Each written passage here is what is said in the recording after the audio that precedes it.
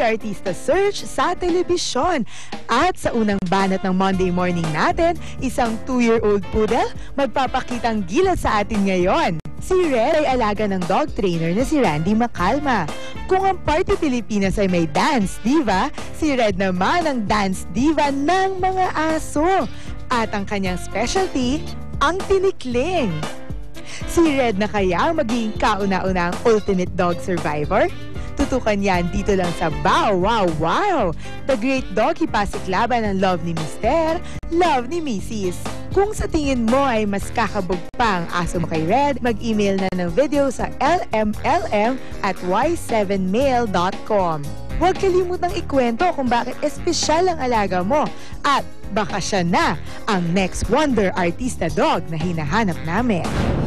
She always seems so happy in a crowd whose eyes can be so private and so... So ngayon mapunta na tayo sa ating Q&A. So, tawagin na natin ang ating mga... Beauty queens! Oo. Pero pasalamatan muna natin si Mads, ang ating photographer, Mads Barido. Thank you so much, Mads. Check out his website sa madsbarido.tk. Okay, Maggie, you go first. Siyempre, sanay ka na dito dahil ginawa mo na to dati. So, siyempre, dito sa show namin, kailangan may Q&A din. Ako na lang mag-choose. Ako na lang. Bilang... Mahirap talaga. Hindi naman. I changed my mind. I want na lang to choose. Ah, madali lang to. Ito ay yung mga questions namin. Base to dun sa mga past questions ng mga nakaraang Ito, from 1994, from Miss Universe, 1994, ito yung tanong. Okay. What is the essence of being a woman? The essence of being a woman is being able to bear a child and giving life. Tapos, diba? Women kasi can give life eh. Yes. Yung mga lalaki hindi. Okay. O, diba? Thank you so much, Maggie. Thank because of that, good answer. Flowers for you. Okay, next natin si Katrina. Ako na pipili. Bilang... Okay. Ako na lang. Ang bigat naman kasi nito eh. Okay, Kat?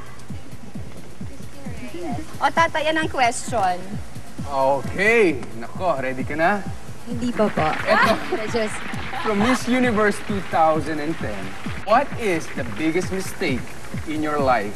And what have you done to fix it? So, para sa akin, yung pagkakamali po kasi, doon po tayo natututo eh. So, para sa akin, wala. Perfect lang ako.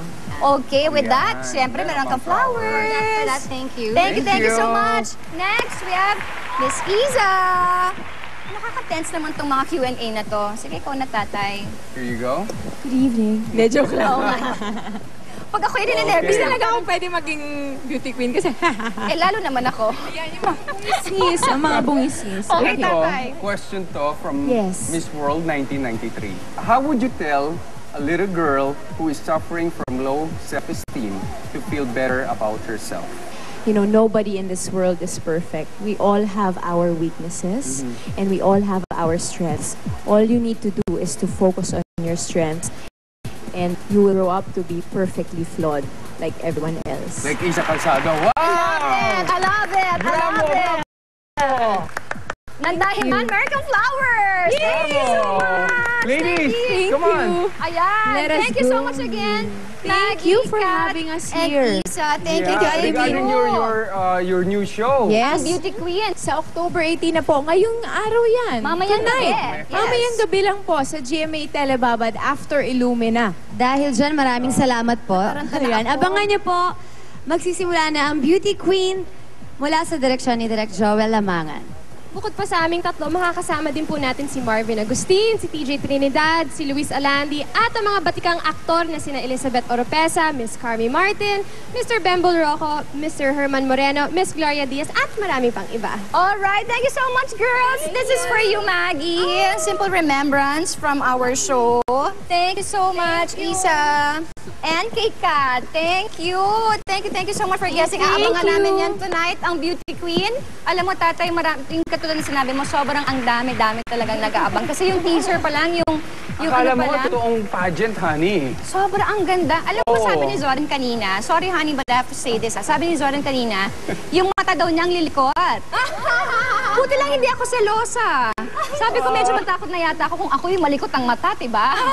Okay. Anyway, up next, magpapakitang gilas si Nanay para sa kanyang Minami tatlong kababaihan sa campus na beauty queens.